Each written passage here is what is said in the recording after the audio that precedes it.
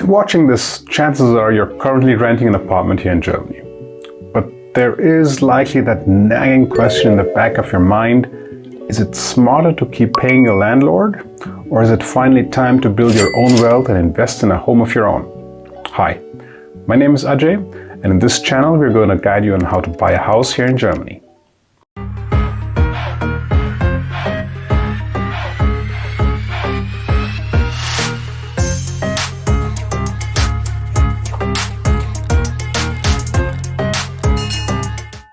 Renting versus buying. It's a topic with endless debate potential. And a little spoiler up front. There isn't one single correct answer. There's no silver bullet answer here. Both options have distinct advantages and disadvantages. My goal today is to shed some light on these pros and cons, specifically for us expats living here, so you can decide which path fits your personal life story. But before we dive into details, I want to clear up a common logical error people often make. People often compare their current rental apartment with the dream of buying a detached house. That comparison doesn't work. It's apples to oranges. To be fair, we need to compare renting an apartment with buying an apartment, or renting a house with buying a house. So let's look at the facts. Let's first talk about the monthly burden. Depending upon the property price and your own down payment, there are financing concepts where your monthly mortgage payment isn't drastically higher than your rent. However, you have to be realistic here. With current property prices and interest rates, your mortgage payments will likely be higher than your current rent. But here is the difference. A portion of that payment is repayment, amortization. Tilgung. That is money going back into your own pocket. You're paying yourself. Rent, on the other hand, is money that is gone forever. To help you run these numbers for your own situation, we actually have a free rent versus buy calculator on our website. It's a great tool to visualize the difference between paying rent and building equity. I've put that link in the description below so you can try it out. This leads us to the second point: stability.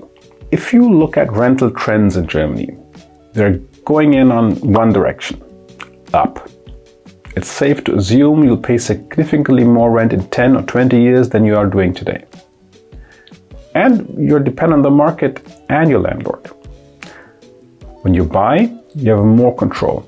If you fix your interest rate for 10, 15 or even 20 years, you know exactly what you'll be paying. You can check out a video on tips to reduce home loan interest rates in Germany here on YouTube to understand how to secure the best rates for your situation. This gives you a level of planning security that renting simply cannot offer. However, point 3 is a point for the renters: the buying costs, or Nebenkosten. Buying a house isn't like buying a car. You've got notary fees, land transfer tax, and often real estate agent fees as well. These usually add up to 8 to 12% of the purchase price, depending upon where you're buying and whether a broker is involved or not.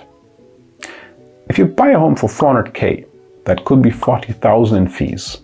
That is money that vanishes. It creates no equity, it's just vanished.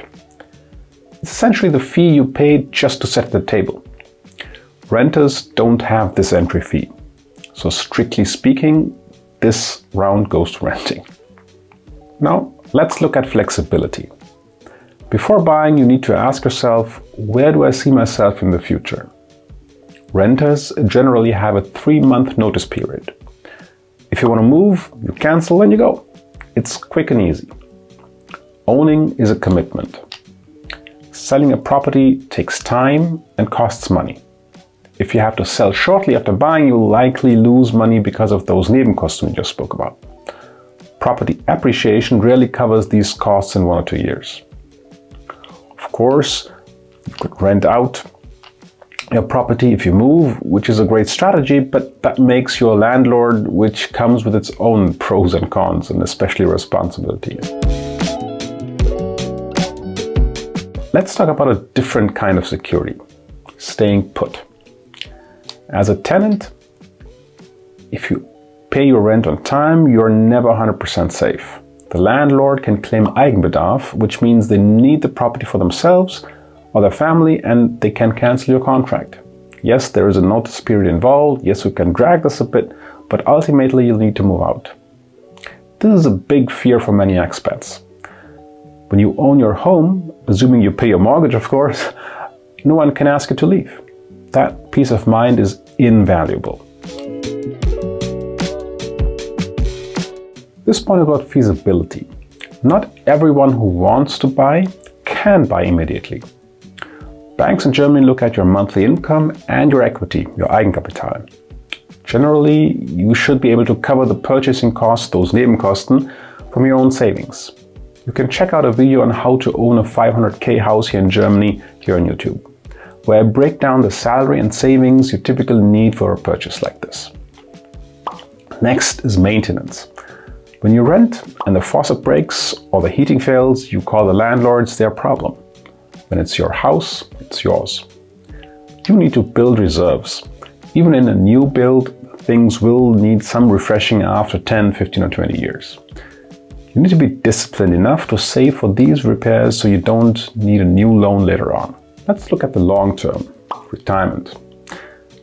I believe real estate is one of the best forms of old age provision. The goal is to be debt-free by the time you retire. Imagine living in Germany as a pensioner with zero rent to pay. That's huge. Or you can sell the large family home, move into a smaller apartment and live off the proceeds. Yes, you can also rent and invest the difference in ETFs, and that's also a valid strategy. But the mortgage acts as a forced saving plan. It requires discipline, that is automatic, and with ETFs you have to choose and save every month, or you could cancel at any point in time. And then there is the freedom to design.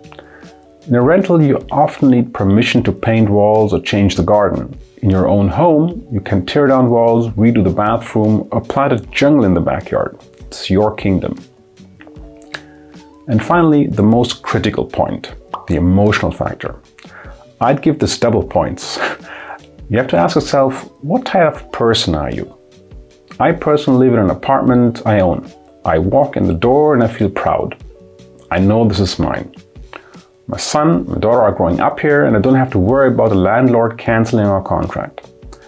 That feeling of ownership brings me joy every single day. But I have friends who are the opposite. They love the freedom of renting. They don't want the anchor of a property, and that is completely okay too. To summarize, neither decision is a life sentence. I know retirees who buy their first home at 65, and I know homeowners who sell everything to rent again. Don't just look at the spreadsheets. Listen to your gut feeling. What makes you feel safe? What makes you feel at home?